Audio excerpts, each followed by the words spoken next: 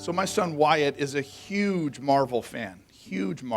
And so Wyatt and Caleb and I have been watching the Marvel Universe series of movies chronologically, not how they came out, but how you should watch them chronologically to get the full story. So the whole thing climaxed in a movie called Endgame, which is how these heroes kind of went back and rectified what had gotten wrecked through the process of living, of doing what they thought they were supposed to do, and they had to kind of fix what had gone wrong. And I started thinking about that, and I thought, I wonder how many of us, given the opportunity, need to do the same thing. If we could go back and redo some things so the current is different than what it currently is, wouldn't that be a good thing? How many of you would take advantage of that if that were the opportunity? Yeah. And so then I started thinking, because we can't, what if we lived with foreknowledge of what the end game should be? Do you understand what I'm saying? So if we can kind of foresee in the future so that we can live with the end game in mind, it might keep us from a lot of difficulty and tragedy in the process. And so I developed this series called Endgame, Discovering Our Destiny. The idea behind this entire series is going to be to live with the end game in mind. It doesn't matter how old you are, it doesn't matter how young you are. If you're still breathing, we can make course corrections and live with the rest of life with the end game in mind. To set that up, I want to take you to a verse in the New Testament book of Acts. Matthew, Mark, Luke, John, Acts. It's the fifth one. Go to the middle of the Bible, take a right. Get to the guys' names, Matthew, Mark, Luke, John. Right after that is Acts. The writer of Acts is kind of telling some history where they came from, what they believe about their faith, and he makes this profound statement that when I first heard this decades ago, I thought, man, this is what I want said of me. Acts 13:36. He's talking about old King David from generations before. And this is what he says. David served God's purpose in his own time, and then he died. That's it. Served God's purpose. And once I serve God's purpose in my generation, some texts say, I want to be off this dirt clod. Because if I'm not serving God's purpose anymore, why stick around here? Like while I'm here, there ought to be a point of purpose to it. And I believe that the greatest point and purpose to being here is to serve God's purpose, to live with the end game in mind, to understand what our destiny is. See, the fact is this. Destiny is serving God's purpose with your life and expanding his kingdom in the world. Now, I told you you're going to need that app. You go to that app, go to Sundays, go to messages, all these notes are there, and you can take notes as I go. I'm going to warn you up front. I'm going to preach better than what you're going to listen today. You understand what I'm saying? I already feel like I started preaching better than what you're hearing me. There's going to be a lot of things I'm going to say that you're going to want to write down. And I'm not going to remember what I said enough to tell you again. So on the fly, you better start getting this stuff down because you're going to need this. So when we talk about destiny, what we're talking about is serving God's purpose with our life and expanding God's kingdom in the world. Psalm 139 says that we were custom made by God to fulfill a custom purpose from God and for God. You were custom made, every one of you, custom made by God to fulfill a custom purpose from God and for God. Psalm 139:14, I praise you because I am what? Fearfully and wonderfully made. Your works, talking about us as his creation, are wonderful. You are fearfully and wonderfully made. That context of being fearfully and wonderfully is so big and so profound That we just kind of get lost in the context of life, never discovering how fearfully and wonderfully we have been created. And this is much more than just kind of this spiritual idea. I want to share with you some tools to discover how fearfully and wonderfully you're made. I take these tools, we use these tools all over the world with our leadership training, with church planning stuff. Whenever I counsel people, which is not often, I refer to things like this. I have people go, so I want to share with you some of these tools. And all of these tools, they're on that app, and the links to get them are on that app as well. So there's a thing called StrengthsFinders. This is developed by some psychologists and professionals at UCLA and Gallup. You heard of Gallup, the Gallup people. They developed this thing called StrengthsFinders. They've identified 34 strengths that through the process of growing, we have developed in our brains that cause us to have strengths and abilities in some areas and not in others. There's 34 of them. It's universal. And by the time we get to about 18, 21 years old, these neurological pathways are so ingrained in our minds that we primarily function from the basis of 5 top strengths that we have. And they've done their research to hundreds of thousands of people over decades of study, continually come back to these 5 strengths that each person has 5 top strengths in which we really function. Now, I want to give you this resource because once you start to understand this, it will start to make sense. Do you ever know why some people get stuck on something and then they can't get off it? How many of you remember in the Olympics in Los Angeles with Carrie Strug, the vaulter, the girl vaulter? She hit the vault and did what? Broke her ankle. And she did her deal, and she landed on one foot with a broken ankle, got a perfect score. She has the strength called focus. It's revealed in the study. It is the ability to focus on something and to go through great hell and pain and to not get off it. You understand what I'm saying? And that's my number one strength. That's why I get stuck on things and I will not get off it. That's why when you upset me, it's hard for me to let that go because my focus stays on it. Yeah, try being married to that. It's rough. Heather has this strength in going through this called woo, W-O-O. It means winning others over. And when you talk to Heather, you feel like you're her best friend. She might not even know your name. But she'll make you feel like she does, and she'll walk away and forget all about you. But you feel like she cares about you. I still get that. Because it's winning others over. And it's profound. It's fantastic. I have this strength called KOO, killing others off. That's not really one. This strength called positivity. People with positivity, they'll be on the Titanic rearranging the deck chairs talking about how clear the sky is. It's so great. Whenever you have a team and one person has positivity on the team, all teams are equal, but one person has positivity, that team always wins. Because the power of this. And so it's a profound tool that I want to share with you that will help you understand how fearfully and wonderfully you're made. Now this is going somewhere. You can order that book and that code to that book.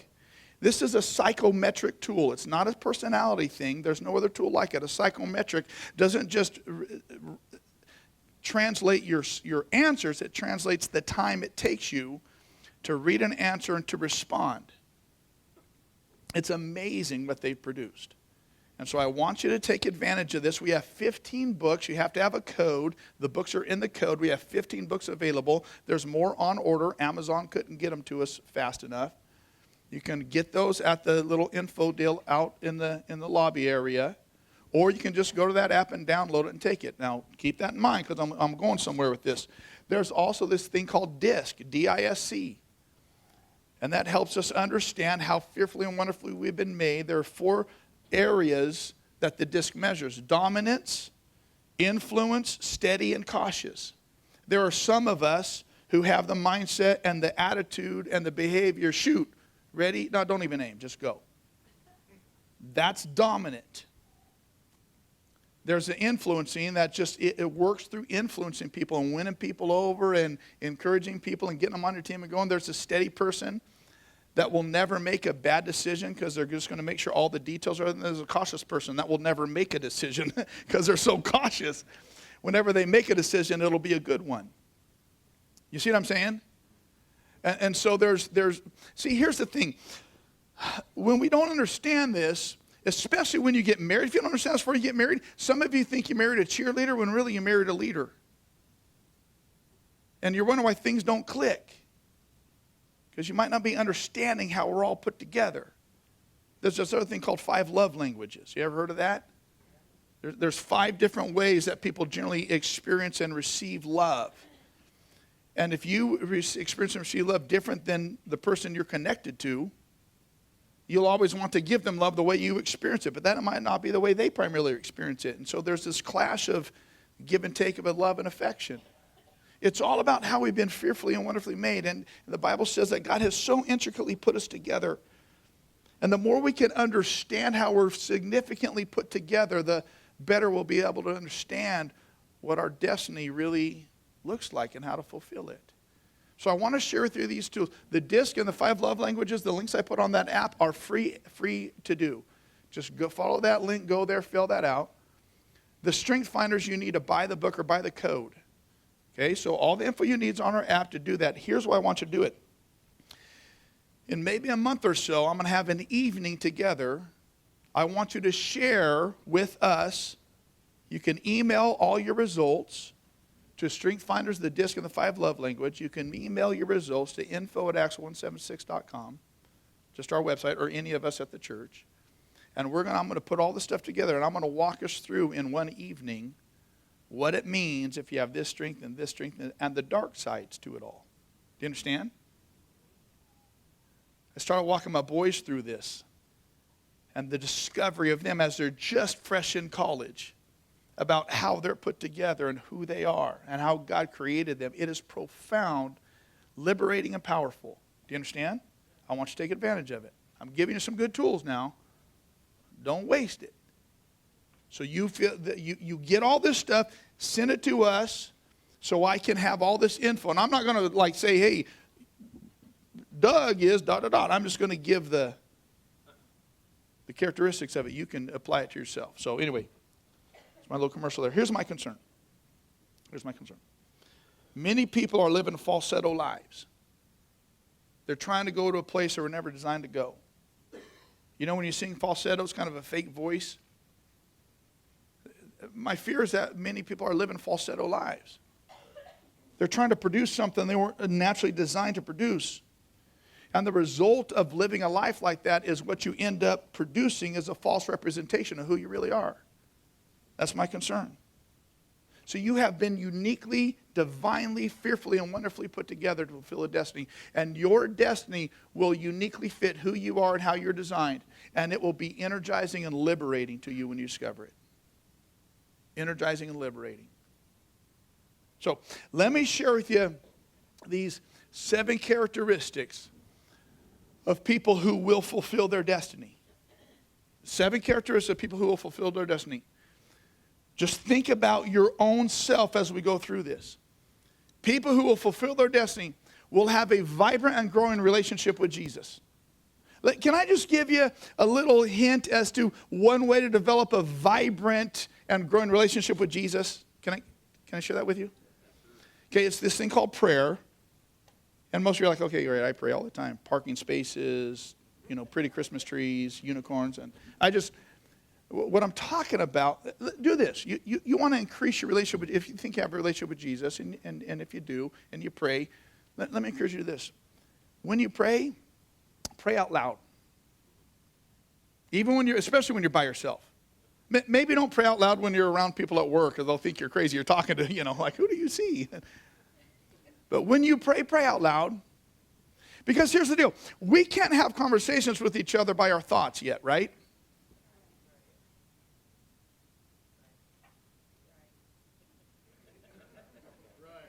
How's this working? Am I talking to you? I mean, it's very few times that you can really be like someone and kind of get the gist of what they mean. And so when I look in the Bible, when people prayed in the Bible, it was always out loud. And so what happens, I think, when we think about something, we think we're praying about it. But the moment you start speaking it, you start hearing what you're saying, And you're actually having a conversation. So if you want a vibrant and growing relationship with Jesus, start by praying out loud, even when you're praying by yourself. Because there's a person that we're talking to in prayer. His name is Jesus. I challenge you. The second characteristic is to have a vibrant, growing relationships with your spouse, your children, your family, wherever that looks like. To have a vibrant and growing relationship with those in your family, your spouse, your kids, those at home. The third thing that produces people who fulfill their destiny is those who have a vibrant and growing relationship with other people. We need people outside our family. So we can't get away from our family. And so we need other people when they drive us crazy. We need relationships outside our family.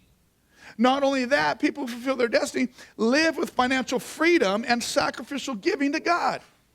You cannot fulfill your destiny that's given you by God if you're strapped in debt, working overtime to pay off past mistakes financially. When you're tied to your credit card debt, you will never be able to fulfill your destiny. Can I just say that?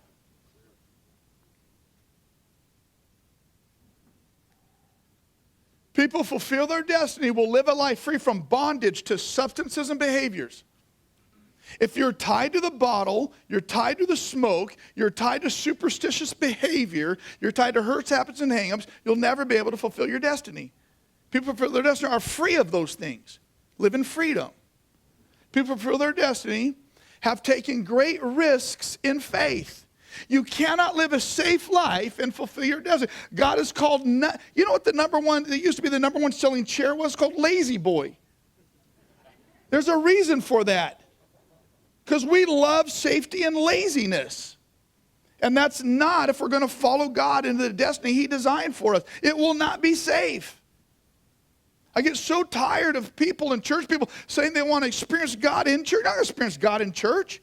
You'll experience His Word. But when heaven opens and the angels show up is when you're out in the danger time. That's when God shows up. You understand what I'm saying? His destiny is going to be dangerous. And it's going to be fun. People who fulfill their destiny have a zeal for sharing their faith with others. You have a zeal. Because of what it means to me. I love being able to talk to people about my faith.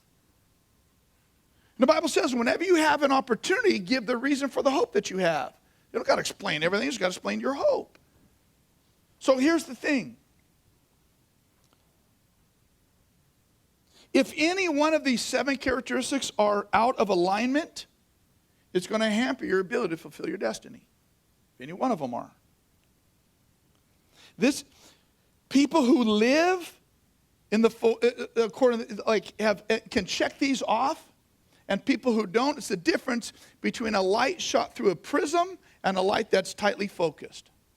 A light that's shot through a prism is pretty, right? But what's the power behind that? None. What power does light shot through a prism have?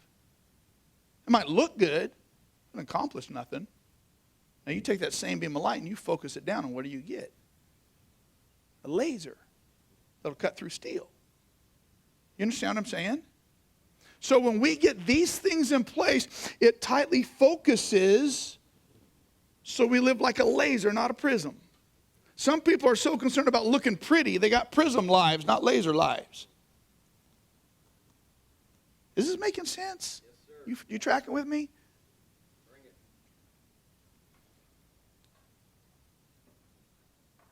Just consider for yourself, which of these are not clicking?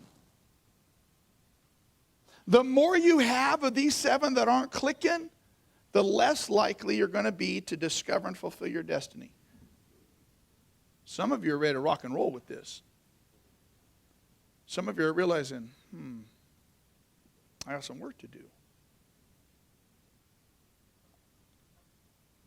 If you don't discover your destiny and align your vocation to serve your destiny, you'll either be confused, disappointed, bored, or ineffective. If you don't discover your destiny and bring your vocation to serve your destiny, your life you'll end up feeling either confused about life, disappointed in life, bored with life, or just completely ineffective at it. Because you were made for a destiny. And you've been divinely created for it. Every person has a destiny to fulfill. Let's not leave this earth till we get it done.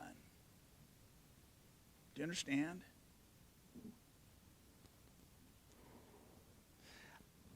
I feel like I'm preaching better than you're listening right now.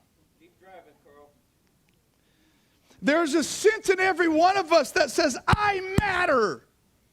There's a sense inside that says, my life is important. I know it is, and you need to know it is. Here's why we have that feeling. Ecclesiastes 3:11 says God has put eternity in the heart of man. That's why you have this sense that you matter, because you do. And if you don't have a sense of destiny for your life, you'll have a sense of confusion about your life. This sense of I matter, that's the destiny God's put in you and designed you for eternity. And if we live, when people get to the complete loss of that sense that they matter, produces devastating results. And once you realize that you have been created by God, uniquely put together to accomplish a unique destiny in the world, then you begin living as fully you. And then you realize you don't need to copy anybody else. You don't need to follow the pattern of the world. You don't need the approval of others. Then you start realizing that you are fearfully and wonderfully made and given a divine directive to fulfill in the world, because you do matter. There's a destiny for you to fulfill. Now, when thinking about this, I started thinking, there's a huge difference between the old and the young. There's a bunch of young men going to play a football game today. Going to suit up and play in the Super Bowl for an epic battle, at least in their minds, that most people are going to forget about a couple seasons from now.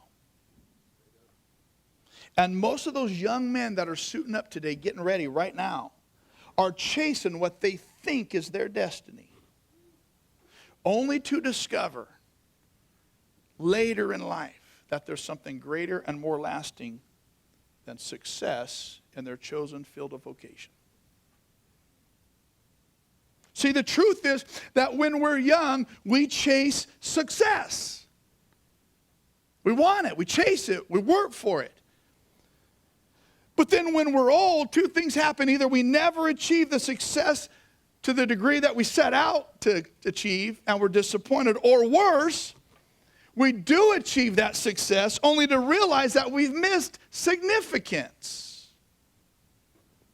because it hasn't fulfilled our destiny. And what happens is we get restless when we get older because we realize that the time is getting shorter. And we realize there are still things undone. If you are young, hear my words. Discover your destiny and how you've been uniquely created to fulfill it.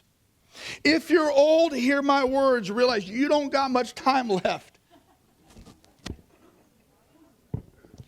And that's a good thing. Here's why. Because time is now your ally. Because at the end of life, you start getting desperate, and desperation will make you do crazy things, like make end-game adjustments, because you know now I gotta win. Do you understand what I'm saying? It don't matter young or old. There's a thing that keeps us from understanding, fulfilling, and grabbing on our destiny. It's a lack of focus. Because we get so easily distracted in this world. We move from one thing to another. Just think of those 7 characteristics. How many things are designed in this world to distract you from the fulfillment of one of those 7 characteristics? financial freedom and sacrificial giving to God, you're distracted by that all the time, by your credit cards, by the new things you see, by a new sale. How many of you have saved money because you went and spent a bunch of money on a sale? You understand what I'm saying? I don't know how you can spend money and think you're saving it. That makes no sense to me. We're so easily distracted. And without focus on these 7 things, we end up living chaotic lives. And the Bible talks about chaotic lives. The Bible calls chaotic lives double-mindedness. And the Bible says in James 1:8, you're a double-minded man. And what happens when you're double-minded and chaotic is you're unstable. And you chase other things than your God-defined destiny. And there's so many lives that are just unstable, double-minded, never discovering and then never fulfilling their destiny.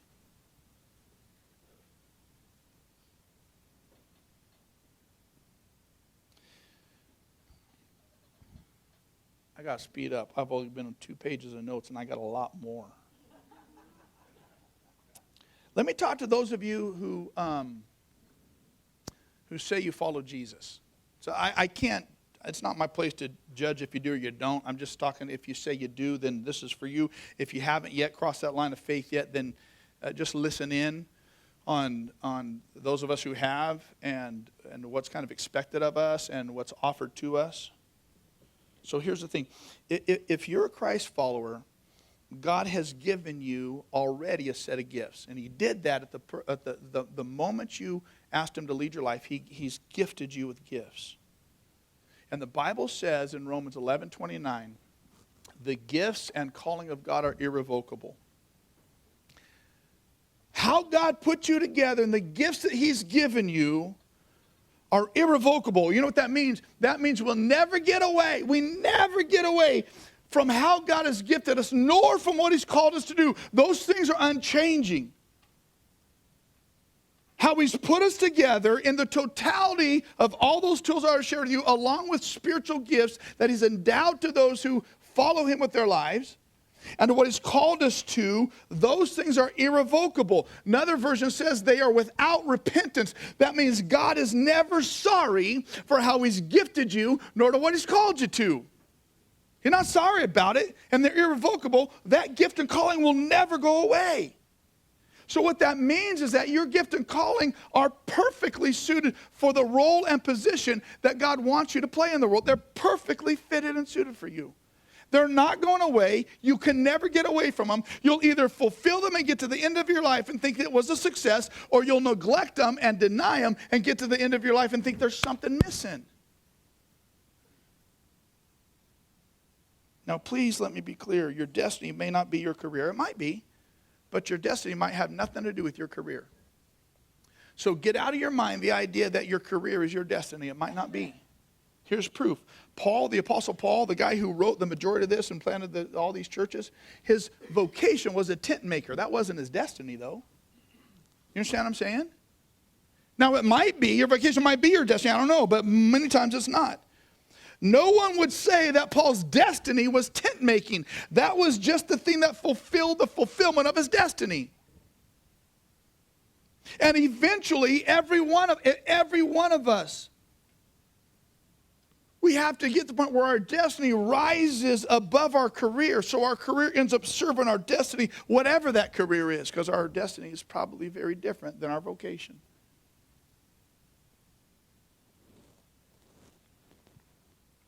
I want to help you in this series discover and pursue your destiny and bring your career underneath your destiny. This is exactly what the Apostle Paul did. His vocation was one thing, his destiny was different. You know, Jesus, you know what his vocation was? If he had a vocation, what it was? Carpentry. Carpentry.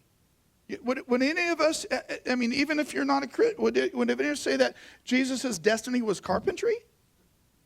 No. John, the disciple John, you know what his vocation was? He's a fisherman. Was that his destiny? No. How about James? His vocation? Fisherman. Do you know what his destiny was? Wasn't fish. Peter, fisherman by trade. Wasn't his destiny. Matthew, his vocation, government tax man. That's nobody's destiny. That's like a work of the devil. That makes no sense. None of them would say their vocation was their destiny. See, in our culture, we get this backwards and we grow up backwards. Our focus is always on our vocation, and we assume that success at our vocation is a fulfillment of our destiny, and we never even get to our destiny. As if success is proof for fulfilling our destiny, and it's not. People can be successful and miss their destiny. God isn't calling us to a vocation. He's put eternity into the hearts of man, and he's put our destiny before us, not a vocation. Vocation has to serve your destiny. And I want to get you to the point where you bring all your alignment of your energy and your creativity and your passion through your vocation into your destiny. And then suddenly your vocation is deeper and more profound and has a much greater purpose than a paycheck. I don't want any of us to die pursuing a career and miss our destiny. Do you understand? See, my fear is that some people confuse success with destiny. As if success were their life's pursuit. We've got to understand, and we have to help younger ones especially understand so they start out on the right foot, that it's possible to be successful and miss their destiny. I don't want that to happen. It's happened to too many people. See, success equals accomplishment. There's nothing wrong with that. Be highly successful. Be as successful as you can be, without a doubt. The Bible talks a lot about that. But destiny is greater than accomplishment. Destiny is fulfillment. And so many of us are chasing fulfillment by chasing success. And you'll never get it. You'll never get it. Not only do some confuse success with destiny, some confuse happiness with destiny. Like if I just do the things that make me happy, that's what life is all about. No, that is not. There's nothing wrong with happiness. Jesus in the Sermon on the Mount that is called in Matthew 5 starts every blessed are the, that's the Greek word makaros, which means happy. Happy are the Bible talks a lot about being happy. There's nothing wrong with that. I'd rather be happy than bummed, right? Yeah, no doubt. However, happiness is fleeting based on circumstances and experiences, where destiny is joy irregardless of circumstances. And one reason so many people die not fully fulfilling their destiny is that they pursue success and happiness. Destiny might bring success and happiness, but success and happiness are byproducts of it, not something to be pursued by it. Here's what will happen. You'll know that when you are pursuing your destiny, because you won't get wrapped up in drama. People get wrapped up in drama. That is a warning light that you're pursuing something other than your destiny. When people get wrapped up in drama and I hear about it, I just think, you know what? You're so confused about stuff right now. Drama is the antithesis of destiny. Destiny means you will have an impact on people, those outside yourself. See, we were designed always to be a conduit, not a cul-de-sac of what God pours into us. And when God sees his blessings to us, flow through us for the benefit of others other than you, he can pour more into you.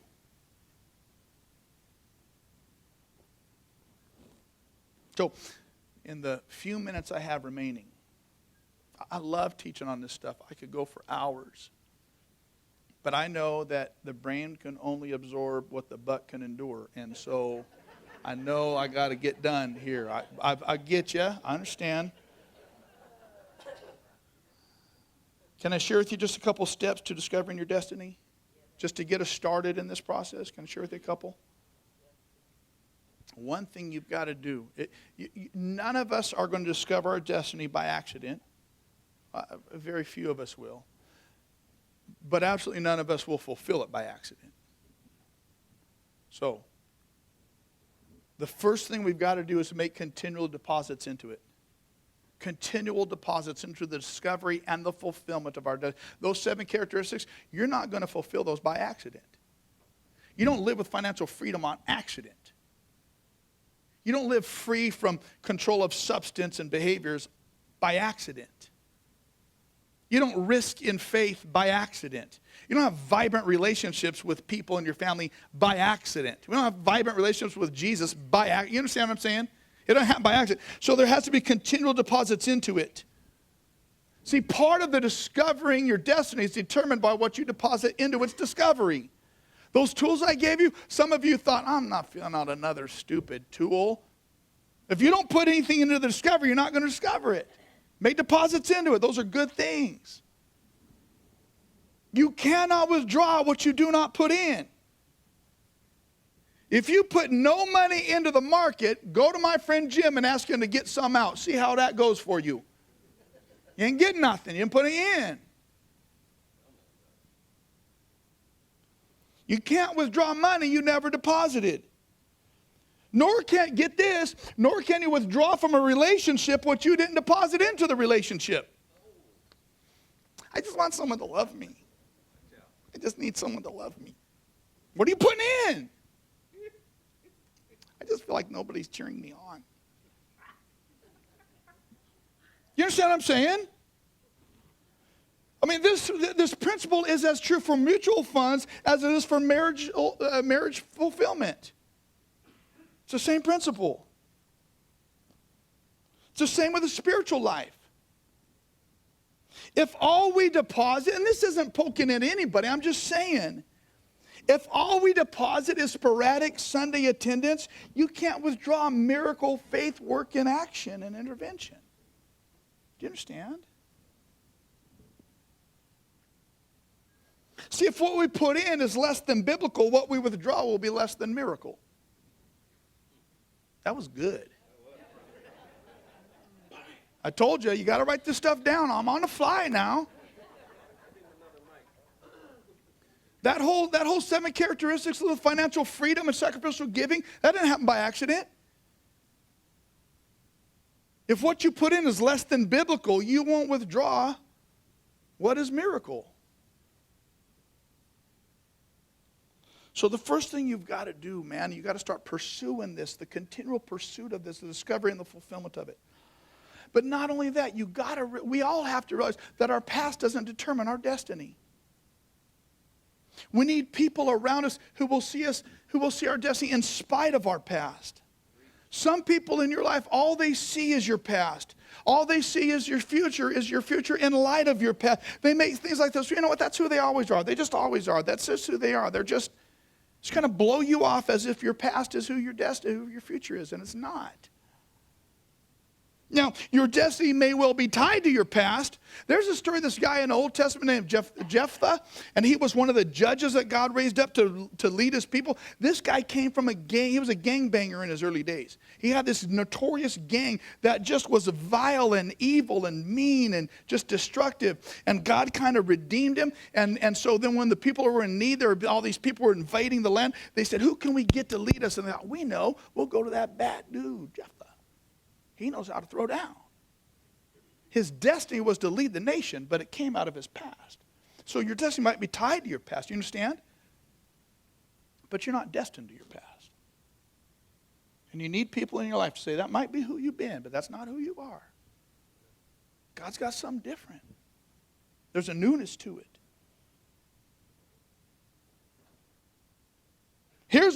This hit me yesterday. The more you run after your destiny, the more distance you'll put between you and your history.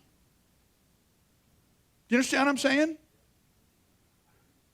The more you run after your destiny, the more distance you'll put between you and your history. And some of you need to put great distance to what's behind you.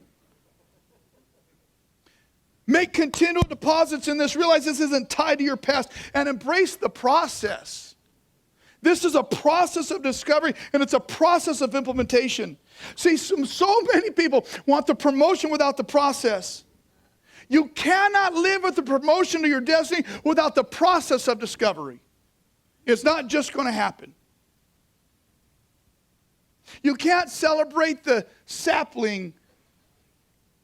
Yeah, let me phrase that. You can't celebrate the sequoia without celebrating the sapling. Do you understand what I'm saying? Some of you just might be starting in this. It's a slow process of slow discovery. Embrace the process. You can't pursue the recital without the rehearsal. It's a process. And if you're just starting out, you got a long way to go, but you're starting, and it's going to get more clear. Make those 7 characteristics. It's just so important. It's so vital. Pursue your end game. Your end game is going to be different than my end game. Pursue your end game. Don't die having missed your destiny. Don't waste your life on this planet getting to the end of your life thinking, I wish I coulda, I wish I woulda. Don't pass from this life having lived a falsetto life. One thing I want to encourage you, this is based on Ephesians 4:13. Pursuit of the fullness of the measure of Christ. Understand this. You were designed to embody the full measure of Christ in you. I don't know if you realized that when you signed on. The injunction in Ephesians 4:13 is to become mature, attaining the whole measure of the fullness of Christ, filled with the full presence and power and riches of Christ in you. That's part of your destiny. Start praying, God, fill me with the full measure of Christ. Filled to the brim, lacking in nothing. God will not promote you beyond your measure, beyond the measure you possess. You can come up here, Rick. Here's the thing. Your destiny might be great. Matter of fact, your destiny is great, but your measure might not be ready for it yet. You don't have the capacity yet. So you don't get a big check based on a minimal investment. So what I'm asking of us is to make some quantum leap shifts in how we live to pursue those 7 characteristics, because it'll put us in a position to discover and fulfill our destiny. Do you understand? You understand? Filled to the full measure of God, to increase our capacity. Let me wrap up with this.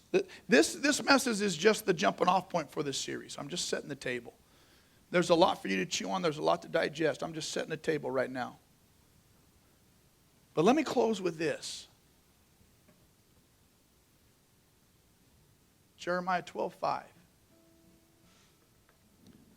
says, you've raced with men on foot, and they've worn you out. How do you think you compete against the horses? Some of us have been running with ordinary footmen, chasing shadows of destiny. But you were made to run as far and as fast, as powerful as a stallion. And if you've worn your life out so far, running with footmen, how do you expect to keep doing the same thing and be able to run with the horses? You can't. You were made for a greater race and a more powerful run than mere foot. Don't run with the mediocrity of foot soldiers. Run with the horses. Quit being satisfied among everybody else that's plodding along. Footmen tired of a walk. You've been destined to run with the stallions. It doesn't matter how much more life you got ahead of you. If you got an hour ahead of you, run the hour with the stallions. Do you understand? It's time to get up and to discover your God-designed destiny and how you've been uniquely crafted to live it in this world. Stay with us in these weeks. Hear me on this now. Your end game Your end game, it's no ordinary life. It's no ordinary life. Your end game is not the mediocrity of good enough. Your end game, my end game, is not the devil's victory in my life, nor over my life, nor in your life, nor over your life. Your end game and my end game is a victorious life in the fulfillment of our destiny. Live with your end game in mind. Do you understand? Get after those 7 characteristics. There's things you can do right now this day that'll start to bring yourself in line with those 7 godly biblical characteristics that'll put you in a position to discover and fulfill your destiny. Don't waste your time anymore. Quit running with the footmen. Come run with the stallions. You pray with me right now. Father, thank you.